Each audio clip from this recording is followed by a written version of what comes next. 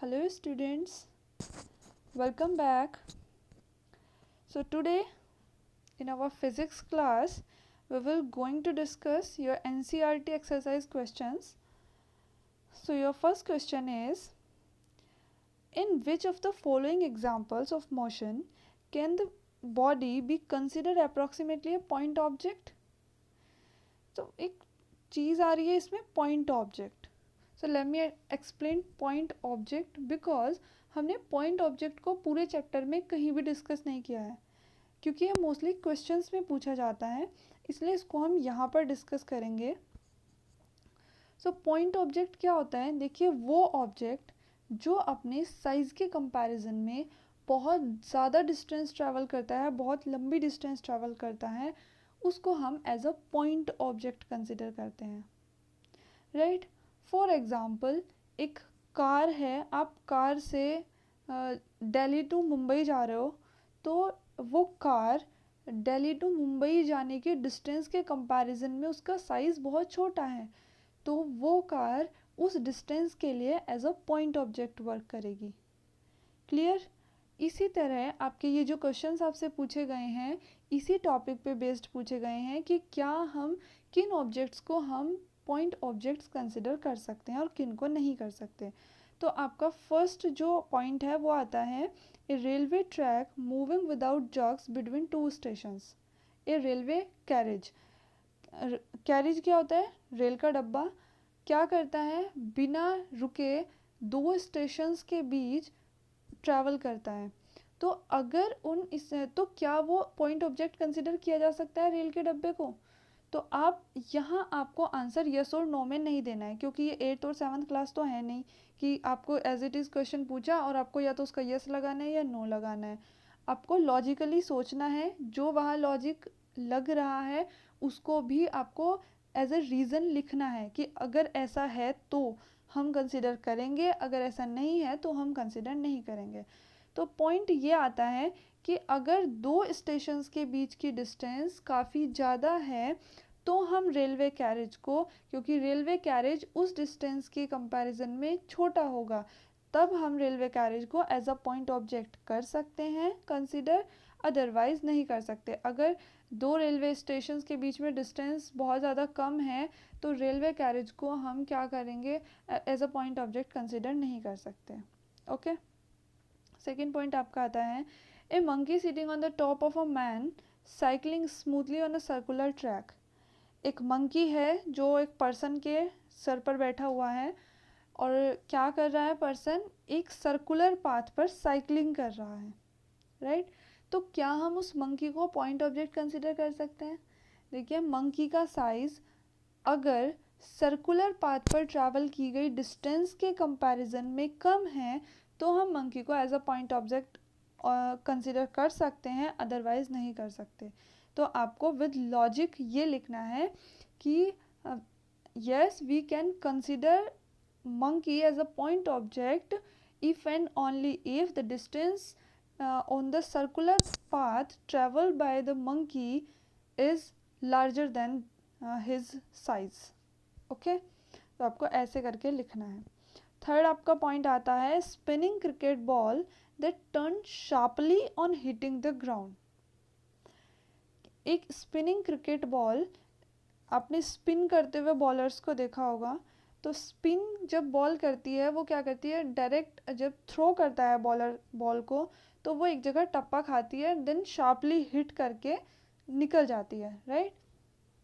तो वो जितनी आफ्टर हिटिंग वो जितनी डिस्टेंस ट्रैवल करती है वो उसके साइज़ के कंपैरिजन में कुछ ज़्यादा डिस्टेंस नहीं होती बॉल के साइज़ के कंपैरिजन में, क्योंकि वो बहुत मतलब जैसे उसने हिट किया तो इतनी ज़्यादा डिस्टेंस वो ट्रैवल नहीं करती. तो यहाँ पे हम बॉल को as a point object consider नहीं कर सकते. राइट. आपका लास्ट जो पॉइंट है वो है, a tumbling beaker that has slipped off the edge of a table. Table और बीकर के साइज़ में भी कुछ ज़्यादा बड़ा फ़र्क नहीं होता और टेबल की हाइट भी इतनी नहीं होती कि बीकर उससे नीचे गिरे तो वो एक अच्छी खासी डिस्टेंस ट्रैवल कर ले. नहीं, वो उसके साइज़ के कंपैरिजन में डिस्टेंस बहुत कम होती है, इसीलिए हम बीकर को, जो वो टेबल से स्लिप हो रहा है, उसको as a point object consider नहीं कर सकते। तो स्टार्टिंग के 2 पॉइंट्स में हम कंसिडर कर सकते हैं, हमारे पास ऑप्शन है करने का, लेकिन इन 2 केसेस में हम जो हमारा ऑब्जेक्ट है उसको as a point object consider नहीं कर सकते। क्लियर? इनके आंसर्स आपको खुद लिखने हैं, मैंने एक्सप्लेन कर दिया है किसको कर सकते हैं तो क्यों कर सकते हैं, और नहीं कर सकते तो क्यों नहीं कर सकते, विद रीजंस। इनके आंसर्स आपको यहाँ लिखने हैं, answer 1, 2, 3 and 4। Okay, come to the next question, and your next question is the position time graph for 2 children A and B returning from the school O to their homes P and Q respectively are shown in figure. Choose a correct entries in the brackets given below. Choose the correct entries in the brackets given below. आपको correct entry करनी है। Basically ये जो आपका question है वो graph को read करना सीखने के लिए है कि ग्राफ को कैसे रीड करते हैं। ओके, तो ज़्यादा कंसंट्रेशन आप ग्राफ के ऊपर करना, ना कि क्वेश्चन में क्या पूछा गया और क्या नहीं। वैसे ये भी इम्पॉर्टेंट चीज़ है कि क्वेश्चन में क्या पूछा गया इसी के अकॉर्डिंग करोगे, लेकिन ग्राफ से ज़्यादा समझना, ग्राफ पर ध्यान रखना। ओके, देखिए बेसिकली पहले समझा देती हूँ कि ग्राफ है क्या। इसमें आपको ये एक्सिस दिया हुआ है, 2 एक्सिस दिए हुए हैं, जिसमें एक साइड आपकी पोजीशन है, ये आपकी पोजीशन है, राइट, एंड ये वाला एक्सिस आपके टाइम को रिप्रेजेंट कर रहा है इस डायरेक्शन में, and this is your position. तो आपका पोजीशन टाइम ग्राफ है। इसमें ये जो पॉइंट है यहाँ स्कूल है, पी जो है वो ए एक बंदा है, बी एक बंदा है, पी ए का घर है और क्यू बी का घर है। ओके, आपको इन क्वेश्चंस के आंसर देने हैं। ये अपने स्कूल से और वापस घर जा रहे हैं, और किस किस तरह जा रहे हैं ये आपको इसमें क्वेश्चन में दिया हुआ है, इसके अकॉर्डिंगली आपको आंसर देना है। देखिए फर्स्ट है A leaves closer to the school than B A, मतलब क्वेश्चन में पूछा गया है ए बी ऑब्लिक करके दिया गया है, तो यहाँ पे 2 क्वेश्चन अराइज होते हैं कि क्या ए स्कूल के ज़्यादा नज़दीक रहता है और बी स्कूल के ज़्यादा नज़दीक रहता है। ओके, तो आप ये देखिए डिस्टेंस कौन कौन सी है। स्कूल से ए के घर की डिस्टेंस कितनी है, ये है, और स्कूल से बी के घर की डिस्टेंस कितनी है, वो ये है, राइट। तो कौन ज़्यादा नज़दीक है, बी ज़्यादा नज़दीक है। दैट मीन्स ए का घर ज़्यादा नज़दीक है, इसलिए ए जो है वो स्कूल से ज़्यादा नज़दीक रहता है। तो आप यहाँ क्या करोगे, बी को यहाँ से कट कर दोगे, बी को, राइट, और यहाँ से ए को कट कर दोगे, तो आपका जो सेंटेंस बन जाएगा वो बन जाएगा A leaves closer to the school than B, कि ए जो है वो बी से ज़्यादा क्लोजर रहता है, ज़्यादा नज़दीक रहता है स्कूल से। ओके, सिमिलर वे में आपका नेक्स्ट क्वेश्चन है आइदर ए और B starts from the school earlier than B or A, right, कि कौन स्कूल से जल्दी चलना स्टार्ट करता है। देखिए ए ने, ए का ग्राफ ये है ना, ये वाला स्ट्रेट लाइन, और बी का ग्राफ ये वाला है स्लोप, 2 स्लोप बन रहे हैं। तो ए ने तो यहाँ से चलना शुरू किया बिल्कुल स्कूल से, यानी at time t equals to 0, जब डिस्टेंस भी, टाइम भी 0 था और डिस्टेंस भी 0 थी, ए ने तो तभी चलना शुरू कर दिया था। लेकिन बी ने कुछ टाइम लिया, इतना टाइम लिया, और तब चलना शुरू किया, राइट। तो इसीलिए किसने जल्दी चलना शुरू किया, ए ने जल्दी चलना शुरू किया, इसलिए यहाँ भी आप बी को गायब कर दोगे, यहाँ लास्ट में ए को गायब कर दोगे, और आपका सेंटेंस बन जाएगा A starts from the school earlier than B, कि ए बी से जल्दी चलना स्टार्ट करता है। क्लियर? थर्ड आपका पॉइंट आता है ए वॉक्स फास्टर दैन बी और बी वॉक्स फास्टर दैन ए। ए ज़्यादा जल्दी चलता है या बी ज़्यादा जल्दी चलता है। देखिए ये आपको स्लोप से पता चलेगा कौन ज़्यादा जल्दी चलता है, यानी किसकी स्पीड ज़्यादा है, राइट। और स्पीड के बारे में मैंने क्या बताया था कि जिसका भी स्लोप ज़्यादा होगा उसकी स्पीड ज़्यादा होगी, जिसका स्लोप कम होगा उसकी स्पीड कम होगी। स्लोप कैसे चेक करेंगे, एंगल से चेक करेंगे। देखिए अगर मैं यहाँ एक हॉरिजॉन्टल लाइन ड्रॉ कर दूँ, राइट। तो जो ए है उसका स्लोप ये है, वो इतना एंगल बना रहा है, राइट। और जो बी है वो इस हॉरिजॉन्टल के लाइन के साथ इतना एंगल बना रहा है, राइट। अगर हम एंगल को थीटा से रिप्रेजेंट करें तब। अब देखिए ए का एंगल कम है as compare to B. B को मैं अलग कलर से, बी के एंगल को अलग कलर से शो कर देती हूँ। तो ये आपका बी का एंगल है और जो ग्रीन मैंने बनाया है वो ए का एंगल है। तो बी का स्लोप ए के स्लोप से ज़्यादा है, इसीलिए बी ए से ज़्यादा फास्ट चल रहा है।